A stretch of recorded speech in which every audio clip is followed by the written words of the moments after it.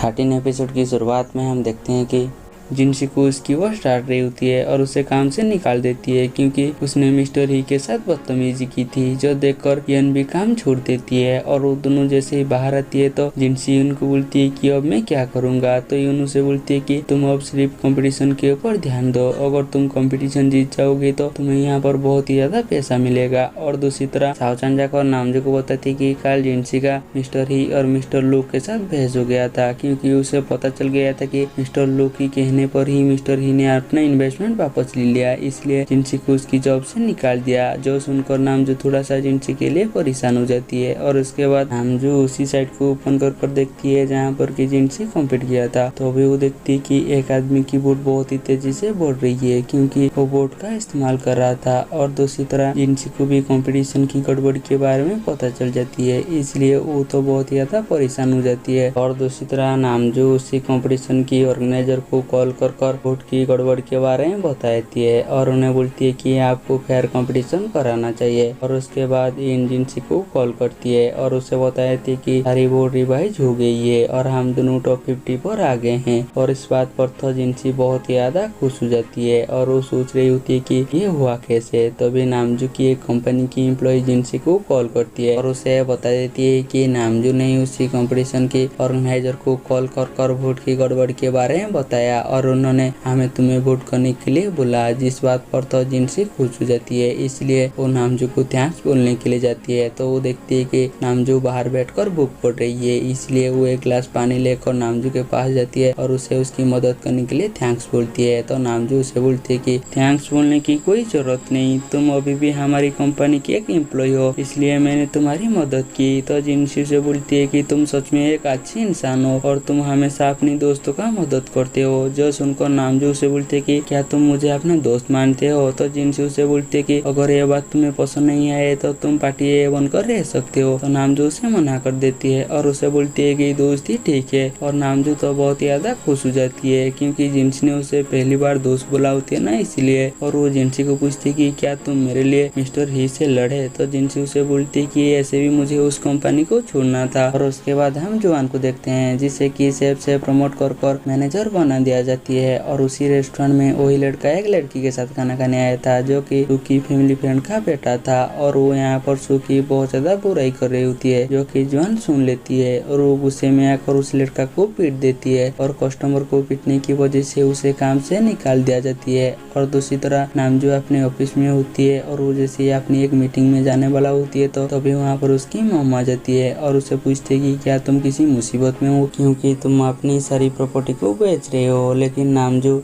उनकी बात को टालते हुए उन्हें बोलती है कि मुझे अभी मीटिंग में जाना होगा, इसलिए मैं आपसे बाद में बात करूंगा बोलकर वो यहाँ से चली जाती है। और उसके बाद मदर इसके बारे में जिन से पूछते हैं तो जिन्होंने सारी सच्चाई बताई थी कि अभी नामजू की कंपनी के पास काफ़ी फाइनेंस की कमी है, इसलिए वो अपनी सारी प्रॉपर्टी को बेच रहे हैं। और वो यहाँ पर जिनसी और नामजू की रिलेशनशिप के बारे में बताई थी कि असल में उनका रियल रिलेशनशिप नहीं है और दोनों सिर्फ रियल रिलेशनशिप में होने का प्रिटेंड कर रहे हैं। और उसके बाद मदर घर पर जाती हैं तो उन्हें जिनसी मिलती है और वो जिनसी को पूछती है कि क्या तुम नामजू के साथ खुश हो। तो जिनसी बताई थी कि हाँ, मैं नामजू के साथ काफ़ी खुश हूँ और आप जब से उन्हें डांटे हो वो मेरी और भी ज़्यादा अच्छे से ध्यान रख रहे हैं। तभी नामजू आ जाती है और वो कुछ काम के लिए अपने रूम पर चली जाती है और वो कुछ टाइम के बाद आती है और अपनी मदर को बताती है कि काफ़ी टाइम हो गया है, इसलिए आपको घर चली जाना चाहिए। तो उसकी मदर उसे बताई थी कि हाँ, काफ़ी टाइम हो गया है, इसलिए मैं अब घर नहीं जाऊंगा और मैं यहीं पर रहूंगा। और असल में मदर ये सब जानबूझकर कर रहे हैं। जो देखकर जिनसी बोलती है कि ठीक है,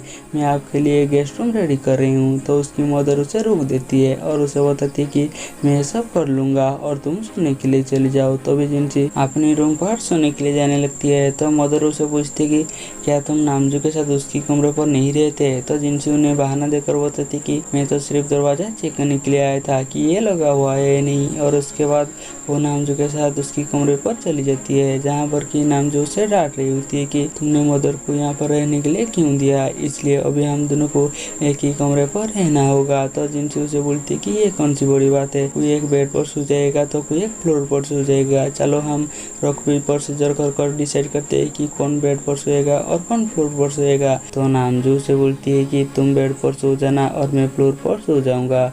जो सुनकर जिनसी सोचने लगती है कि इसे क्या हो गया है, ये मेरे साथ इतना अच्छा क्यों है। और उसके बाद वो दोनों सो रहे होते हैं तो जिनसी देखती है कि नामजू सही से नीचे सो नहीं पा रही है और बार बार करवटें ले रही है। इसलिए वो नामजू को बोलती है कि मेरे पास तुम्हारे लिए एक डील है, अगर तुम बेड पर सोना चाहती हो तो तुम मुझे 500 युआन पे कर दो। जो सुनकर नामजू से बोलती है कि तुम एक ही कमरे पर एक म्यान के साथ हो, क्या तुम नर्वस नहीं हो। तो जिनसी उसे बताती है कि इससे पहले भी मैं इनके साथ एक बेड पर सो चुकी हूँ। जो सुनकर नामजू उठ जाती है और वो जिनसी को पूछती कि क्या तुमने इनके साथ भी बेड शेयर की थी। तो जिनसी उसे बताई थी कि ये तो कुछ भी नहीं है, जब काम ज्यादा होती है तो हम 6 पर्सन भी एक बेड पर सो जाती हूँ। जो सुनकर नामजू अजीब सा मुंह बनाकर सो जाती है और वो मन ही मन सोचती है कि वो किसी के भी साथ सोए, इसमें मेरा क्या। और उसके बाद नामजू उठती है तो देखती है कि जिनसी अपनी पैर फैलाकर सोई हुई है। जो देखकर उसे तो जिनसी बहुत ज्यादा क्यूट लगती है और उसके बाद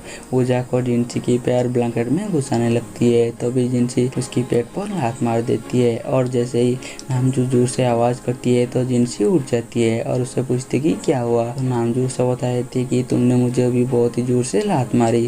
तभी जिनसी उठती है और उसे बेड पर सुलाने लगती है। तभी नामजू फिसल जाती है तो जिनसी उसके ऊपर गिर जाती है। तभी वो दोनों तो एक दूसरे को देखने लगते हैं और उसके बाद जिनसी खड़ा हो जाती है और वो नामजू को माफी मांगती है और उसे बोलती है कि तुम ऊपर सो जाओ और मैं नीचे सो जाऊंगा बोलकर वो नीचे सो जाती है। और उसके बाद नामजू बेड की एक साइड पर चली जाती है और वो जिनसी को बोलती है कि बेड बहुत ही ज़्यादा बड़ा है, अगर तुम चाहो तो तुम ऊपर आकर सो सकते हो। और उसके बाद जिनसी जाकर ऊपर सो जाती है और यहीं पर हमारी एपिसोड खत्म हो जाती है। हम मिलेंगे जल्दी नेक्स्ट एपिसोड में।